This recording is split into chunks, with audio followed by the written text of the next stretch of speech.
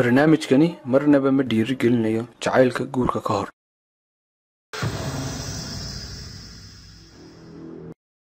dhammaan dadka oo dhan waa ay ka siman yihiin ereyga jacayl marka la maqlo waxaad arkaysaa dadkii oo dhammaantood feejignaan wada galay dhalinyar waayeel iyo ciyaal waxaad moodaa in gebigoodaba jacaylka uu galay xiise aad u sarreeya marka waxaa laga yaabaa qofkan inuu soo maray jacayl hore deetana uu arrintaa xusuusanayo ama waxaa laga yaabaa inuu ku jiro marxalad jacayl ama maya waxaa laga yaabaa inuu xaas leeyahay oo xaaskiisa ama xaaskeeda soo xasuusanayso ama maya waxaa laga yaabaa inuu filimo badan soo daawaday heese badan dhegeystay deetana uu hayo xiise ah inuu jacaylkan ka war doono marka sababtii ay doontaba ha ahaatee ma laga yaabaa inay jiraan sababo kale oo qofka ku kalifaya inay jacaylka ay u hayaan xiise aad u sarreeya jacaylka noocaasi qeexitaankiisu waa maxay jacaylka noocaasi ma mid ka kooban unbaa wiil iyo gabadh keliyata mise waa uu ka micno ballaaran yahay jacaylka noocaasi saameyn nooceeya ayuu ku leeyahay nolosha diimuhu maxay ka yidhaaheen jacaylka dadka qaarkood waxa ay ku doodaan jacaylku wax jira maaha bal arrintaa iyada jawaabteedu maxay noqon doontaa mudanayaal mar weyn waxaad kusoo dhawaataan barnaamijka aqoonta jacaylka kaasood ka heli doontaan dhammaan jawaabaha su-aalaha aynu kor kusoo xusnay bismillaah alxamdulilah wasalaatu wasalaamu calaa rasuulillahi sala allahu caleyhi wasalam meelo badan ayaa lagaga hadlay jacaylka waxaa lagaga hadlay falsafada waxaa lagaga hadlay diinta jacaylku ma aha dareen ku kooban dad qaara iyo dabaqad gaara balse waa dareen loo siman yahay oo uu qof walba dareemo jacaylku waa dareenka ugu awooda badan la dareenada kaasoo uu qalbigu leeyahay waxa uu la mid yahay dareenada kale ee ay ka mid yihiin cadhada naxariista kalgacalka rajada xishoodka layaabka aaminaada murugada iyo kuwa kale la midka ah laakiin sida dareenada kale jacaylka looma qeexi karo si fudud waayo waxyaabaha loo isticmaalo oo badan awgeed tusaale ahaan waxaa laga yaabaa inaad tidhaahdo weelkan baan jecelahay waxaa laga yaabaa inaad tidhaahdo xayawaankan baan jecelahay waxaa laga yaabaa inaad tidhaahdo hooyadii baan jecelahay waxaa laga yaabaa inaad tidhaahdo xaaskayga ama xaajkayga ayaan jecelahay marka waxyaabahaas oo isbiirsadayba waxaa laga yaabaa jacaylku in aanu yeelan qeexitaan u gaara taasoo sababtay in lagu khalkhalo waayo qofku waxa uu jeclaan karaa walax waxa uu jeclaan karaa aragti ama mabda uu aaminsan yahay ama mid siyaasadeed ha noqoto ama mid bulsho ha noqdo waxa uu jeclaan karaa wax kale oo intaa ka soo hadhay sidaa daraaddeed ma jiro qeexitaan jacayl oo laisku waafaqsan yahay balse haddaynu soo qaadano qaybo ka mid a qeexitaanada jacaylka ee tirada badan leh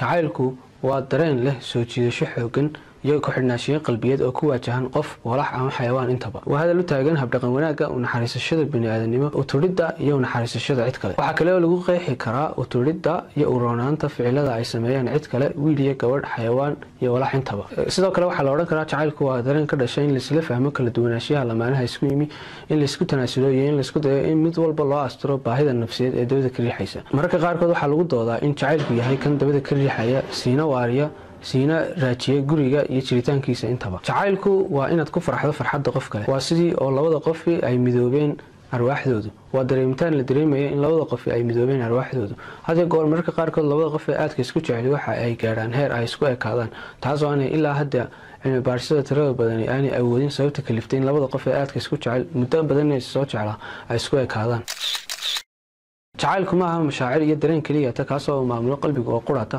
balse waxa weeye waa mashruucu caqligu xakameyn karo waana sababta ay tahay hadii goor qofku si uga fogaado dhibka kaga iman kara jacaylada inuu hadii goor adeegsado caqligiisa uu noqdo caqligu ka xakameynaya dhammaan jirkiisa oo dhan taasoo ay ku jirto caatifadiisa iyo qalbigiisa labadaba qofku waxa uu jeclaan karaa dadyaw tiro badan oo kala duwan kaas oo mid walba jacaylkiisu uu yeelan karo micno gaara tusaale ahaan jacaylku qofku hooyadii jecel yahay lama mid aha jacaylka uu jecel yahay lamaanihiisa xaaskiisa iyo odaygeeda amaba jacaylka uu jecel yahay ilmaha ay dhaleen amaba jacaylka uu jecel yahay qofku walaxda iyo xayawaanka lama mid aha jacaylka uu qofku biniaadamka jecel yahay jacaylku marka jirka la eegayo waa isku wada mid un balse mid walba si uga falceliyo ayaa ka dhigaysa mid ka duwan jacaylada iyo ficilada ka dhalanaya intaba jacaylku waxa uu ku salaysan yahay bay yidhaahdaan culimada cilmasigu isdanayn is-ixtiraamid isku tanaasulid iyo isfahmid sidaa daraaddeed dad fara badan waxaaba ay ku doodaan jacaylka la sheegaa gebigiisuba waa ixtiraam weynaaday waayo sida uu qof walba ka kale u ixtiraamayo mid walba ka kale uga ilaalinayo waxyaabaha hoos u dhigaya amaba delqaafka ku ah ayaa waxa ay sabab u noqotay in labada qof uu jacaylkiisa otomaatiga amaba si lama filaan ugu soo dego waana sababta hadii goor loo yidhaahdo jacaylku waa ixtiraam weynaaday ma aha uun jacaylku sida dhalinyar fara badan maskaxdooda kusoo dhaca inay tahay wiil iyo gabadh keliyata balse jacaylku ka micno ballaaran yahay jacaylku waa dareen keensanaya in qof walba uu u jeclaado qofku si kale oo keensanaya inay ka dhashaan ficilo u gaara marka jacaylka qofka xaasileyda ahi lama mid aha jacaylka qofka aan xaasileyda ahayn sidoo kale jacaylka labada qof ee isqabaa lama mid aha jacaylka ay hooyadood u hayaan jacaylka haddaynu Soomaali nahay ereyo badan ayaynu adeegsanaa ereyada waxaa ka mid ah marka luqadeena la eegayo busayl bahliyo muxubbo mahasho lahasho laxawsi hilow jamasho xiise cishqi iyo kalgacal ereyada qaarkood waxa weeye waa qaar Soomaali ah sidoo kale waa qaar asal ahaan Carabi ka soo jeeda dabeetana Soomaaliyoobay jacaylku waxa uu saameyn ku yeeshaa jidhka iyo nafsiyadda labadaba haddii aynu jidhka ku horeyno jacaylku waxa uu maraa sida ay sheegtay Helen Fisher oo ah gabadh ku takhasustay barashada cilmiga dadka iyo dhaqamadooda. waxa ay tiri jacaylku waxa uu maraa marka jirka la eegayo 3 marxaladood. marxaladda koowaad waxa la yiraahdaa marxaladda keelista. marxaladan qofka hadiyo goor markuu qof kale arko waxa uu xiiseeyaa inuu la kulmo, inuu kaag dhawaado, inuu telefoonka ka soo qorto. xiise aad ayaa qofka hadiyo goor u haya. waxa laga yaabaa qofkaas haddii qof dhaafo oo aanu xiriir la sameeynin ama meel uu kala soo xiriiro in hadhow yara dareemo murugo oo kale maxaad markii wiilka ula hadli weeyay. marxaladan jirka waxa la soo daayaa 2 hormoon oo kala ah testosterone iyo estrogen. labadan hormoon hadii goor waxay jirka ku dhex jiraan ama marxaladan ay socotaaba saacad, hadii kale bil, hadii kale week, hadii kale inta ka yar intaba. marxaladda labaad waa marxalad u dhaxaysa in qofku ka soo gudbo marxaladii keelitaanka aanu gaadhin jacaylka rasmiga ah oo marxalad uu qofku dareemayo inaanu qofkan ka maarmin oo aanu ka doonayn oo kaliya ta wax la xiriira galmo iyo sariir. marxaladan waxa la soo daayaa hormoonada ay kamid yihiin dopamine iyo norepinephrine iyo serotonin. marxaladan waxa la yiraahdaa hadii goor marxaladda qofku jacaylku ku dhaco. astaamaha uu qofku leeyahay waxa kamid ah marxaladda marka uu ku sugan yahay. hadii uu qofkan uu ag joogo waxa uu dareemayaa farxad saayida, balse qofkan hadii uu ka maqan yahay ama uu khilaaf dhex yimaado waxa laga yaabaa qofkaasi inuu galo ama tadxumo, cunto xumo, hurdo yaraan, warwar iyo walbahaar joogta. astaamahaas ayaa lagu gartaa. marxaladan waxay socotaa muddo u dhaxaysa 1 ilaa 3 sano. marxaladda saddexaad waxa la yiraahdaa marxaladda dhameystiranka ama marxaladda jacaylka dhabta. marxaladan waa marxalad labada qof xiriirkooda uu jirayo wax macno u sameeynaya sida guur oo kale, sida in uu yimaado, sida in uu yimaado wax labadan qof isku hay. marxaladda marka la joogo waxa la soo daayaa hormoono ay kamid yihiin oxytocin. hormoonkan waa hormoonka farxadda ee ugu awoodda badan leh. marxaladan waxay socotaa ilaa 10 sano in gaadhaysa. waa sababta keentay dadku hadiyo goor inay ku doodaan jacaylka rasmiga waxa uu yimaadaa guurka kadib. jacaylka rasmiga waxa uu yimaadaa guurka kadib marka la leeyahay waxa ay uga jeedaan inagoo tixraacayna 3 qaybood aynu soo sheegnay in ay jiraan wax labada qof jacaylkooda macno u sameeynaya, wax xiiso u sameeynaya, wax labada qof ay hadiyo goor isla wadaagayaan. laakiin labada qof haddii aanu guur ka dhaxayn waxa laga yaabaa waxa kaliya ka dhaxeeya inuu dareen caatifadeed oo kaliya ta noqdo. dhinaca nafsiyadda marka aynu eegayno Robert Sternberg sida uu sheegay oo ah nin psychologist, jacaylku waxa uu maraa 3 marxaladood. marxaladda walaaltinimada ama saaxiibtinimada, marxaladda waaritaanka iyo marxaladda saddexaad oo ah marxaladda dareen isku qaadista. marxaladda ugu horeysa ee walaaltinimada iyo saaxiibtinimada waa marxalad labada qof ay dareemayaan in ay iska agdhow yihiin. waa marxalad ay hadiyo goor labada qof ay xogtooda iyo waxa u dhaxeeya ay wadaagaan. marxaladda labaad waa marxaladda waaritaanka. waa dareemitaan ay dareemayaan labada qof in marxaladda ay ku jiraan uu waarayo. marxaladda saddexaad waxa la yiraahdaa marxaladda dareen isku qaadida. waa marxaladda ay labada qof hadiyo goor is dareemaan in ay doonayaan in ay wadaagaan sariir iyo wax la xiriira. sidaa daraadeed jacayl la'aanta waxa la yiraahdaa labada qof marka la leeyahay isma jecla waxa micnaheedu waxa weeye waxaan ka dhaxayn saddexda mid kamid ah walaaltinimo, joogteen iyo dareen isku qaaditaan. qofku hadii uu qofkan kale ka helay waxa la yiraahdaa waa marxaladda walaaltinimada. jacaylka indhala'aanta isaguna waxa weeye hadii labada qof ay dareen isku qaadaan oo kaliya ta isna waxa loo yaqaanaa jacaylka indhala'aanta. jacaylka maran isaga waxa la yiraahdaa waa jacaylka ku saleysan kaliya ta waaritaan. jacaylka romantic waxa la yiraahdaa jacaylka ku saleysan walaaltinimo iyo in dareen labada qof isku qaadaan. jacaylka wehelnimada waxa la yiraahdaa waa jacaylka ku saleysan walaaltinimada iyo waaritaanka. jacaylka nacasnimada ahi waa jacaylka ku saleysan sariir iyo waaritaan oo ah qofku inuu hadiyo goor fisho in labada qof ay sariir wadaagaan, jacaylkoodana uu waaro, wax kale aan u dhaxayn. jacaylka dhameystiska tirin waxa weeye jacaylka ay saddexdaba isugu yimaadeen walaaltinimada, waaritaanka iyo dareenka sariireed intaba. marka waxa muhiim ah qofku inuu ogaado jir ahaan iyo nafsiyad ahaanba marxaladdu kaga sugan yahay jacaylka marka ay labada qof isag joogaan. wiilku marka uu gabadha ag joogo, gabadhuna marka ay wiilka ag joogto. kuna darso jacaylka aynu ka hadlaynaa mar walba waxa weeye niyadda waad ku haynaysaan waa jacaylka guurka kadib. inagu marnaba ma dhiirigelina jacaylka guurka ka hor.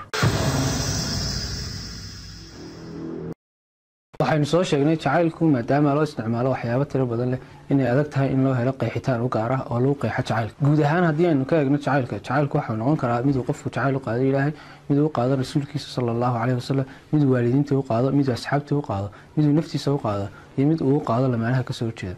jacaylku qofku Ilaahay u qaadaya waxa weeyaan waa inuu qofku Ilaahay u hoggaansamaa amaradiisa wixii uu xumaan ee uu yiri joojinayaan joojino. sababta xumaanta aynu joojinayna ay tahay maaha baqdin aynu Ilaahay ka baqayno, balse waxa weeyaan xumaanta oo aynu nacay. markaas baa la oran karaa qofku waxa uu gaaray heerkii uu Ilaahay jeclaa.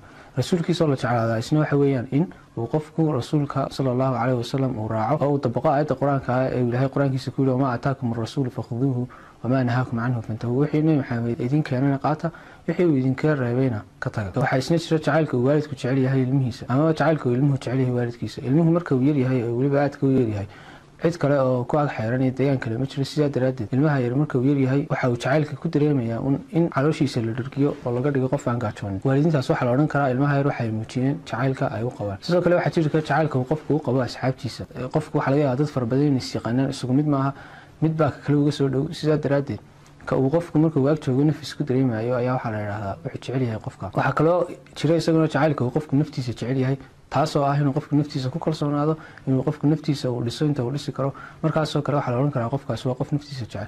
qofkuna marka uu naftiisa jeclaado ayuunbaa la odhan karaa dadka kale si fudud ayuu u jeclaan karaa, weliba jacayladooda kalena siday tahay ayuu qadarin karaa. jacaylka kale ee ugu dambeeya waxa weeye jacaylka nooca caadifiga kaasoo ku salaysan lamaane kala jinsi duwan oo mid walba kan kale uu ka helo tilmaamo uu leeyahay ama uu ka dhaxar ka baahiyo ka maqnaa. sidaa daraadeed jidhkeena marka la eegayo jacaylku waa mid uun isku siin buu shaqeeya, ama qofku qof ha jeclaado ama xayawaan ha jeclaado ama walax ha jeclaade. qofku marka jacaylka laga hadlayo waxaa jira un hormoono la yidhahdo hormoonada farxadda, kuwaas oo marna hoos loo dhigo marna kor loo dhigo. kor baa loo qaadaa marka uu qofku jacayl dareensan yahay, hoos baa loo dhigaa marka uu qofku aan jacayl dareensanin ee uu murugaysan yahay. marka jir ahaan marka la eegayo jacaylku habka uu u shaqeeyaa waa isku wada mid. diimahoo dhani dhammaantood waa ay ka hadleen jacaylka. diinta islaamkuna jacaylka waxa ay saartay awood tiro badan leh. nebigu wuxuu yihi sala allahu calayhi wasalam laa yu'minu axadukum xataa yuxiba liakhiihi maa yuxibuhu linafsi. qofna iimaankiisu muu dhammaystirmin ilaa uu walaalkii la jeclaado waxa uu naftiisa la jeceyay. sidoo kale mid ka mid a magacyada ilaahay isagana waxaa ka mid ah alwaduud oo ah ka wax jecel. ilaahayna qur-aankiisa suurad walba waxa uu ku bilaabay kalgacal iyo naxariis. bismi illaahi araxmaani araxiim. arraxmaan oo ah naxariistii guud, arraxiim oo ah naxariistii gaarka ahay. mararka qaarkood waxaa jira dadyooga qaarkood oo dood adag geliya jacaylka.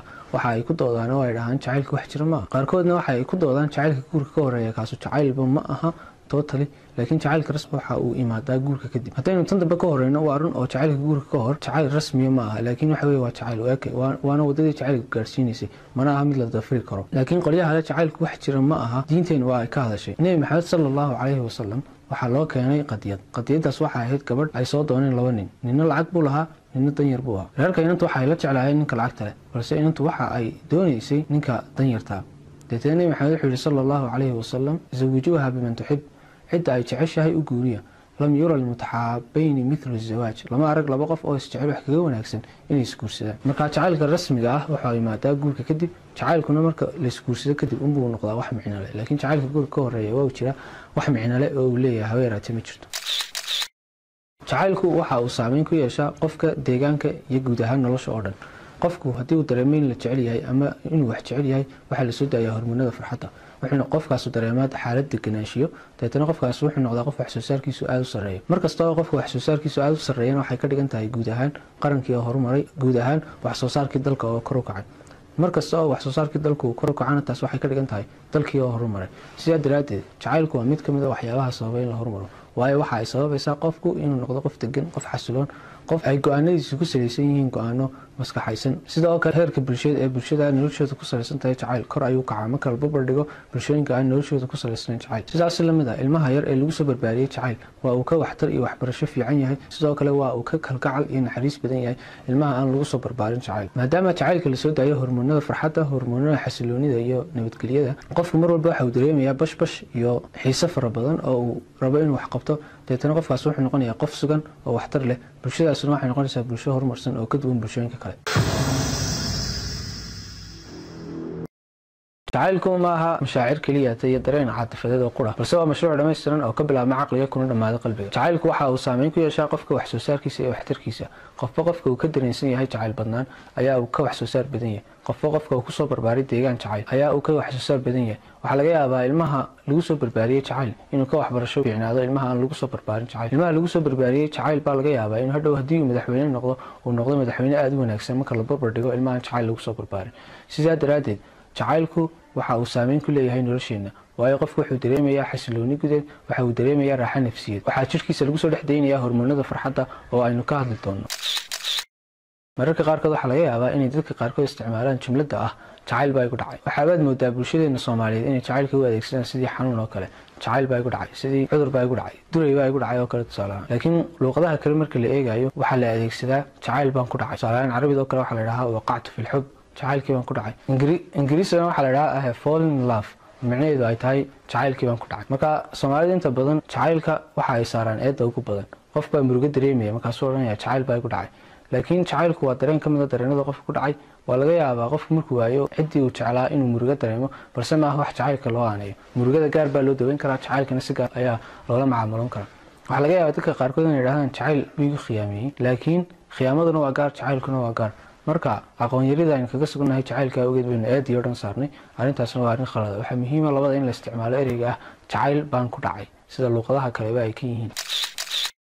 jacaylku isagu waa uu ka madax bannaan yahay guurku isagu waa heshiis adag oo ka dhexeeya laba qof oo kala jinsiya waa laba qof oo ku tashaday inay nolosha wadaagaan ilaahay quraankiisa waxa uu ku yiri wa akhadna minkum mithaqan ghalidha waxaan idinka qaadnay heshiis iyo ballan adag marka guurku isagu waa contract adag oo loogu talagalay inuu weligii socdo ilaa labada qof ay kala tagayaan ama ay kala dhimanayaan jacaylku isagu waa uu ka duwan yahay jacaylka waxaad jeclaan kartaa qof waxaad jeclaan kartaa walax waxaad jeclaan kartaa xayawaan waxaad jeclaan kartaa qof markaasanad guursanay guurka isaga waxa laga sharciyay xagga samada ilaahay ayaa ka soo sharciyay xagga samada marka fiqiga la eegayna wuxuu ka yahay 4 meelood oo meel 8 sababood baan ilaahay u sharciyay 8 sababood mid kamid waxa weeyaan inuu qofku helo kalgacal iyo naxariis oo ah jacaylkii laakiin waxa jira 7 sababood oo kale oo ilaahay guurkeena u jiray kaasoo ah kafaynta baahiyaha jireed kafaynta baahiyaha nafsiyeed inuu qofku waalid noqdo in nolosha macna loo sameeyo oo isku macnaha qofka xaaslida iyo qofka aan xaaska ahayn inuu wada helo in ajir tiro badan laga helo sidaa daraadeed jacaylku waa uu ka madax bannaan yahay guurku waxa uu noqon karaa mid kamid ah waxyaabaha jacaylka lagu helo balse jacaylku waxa uu qofku jeclaan karaa waxyaabo fara badan oo aan guurka oo kaliya ka dheeranaynin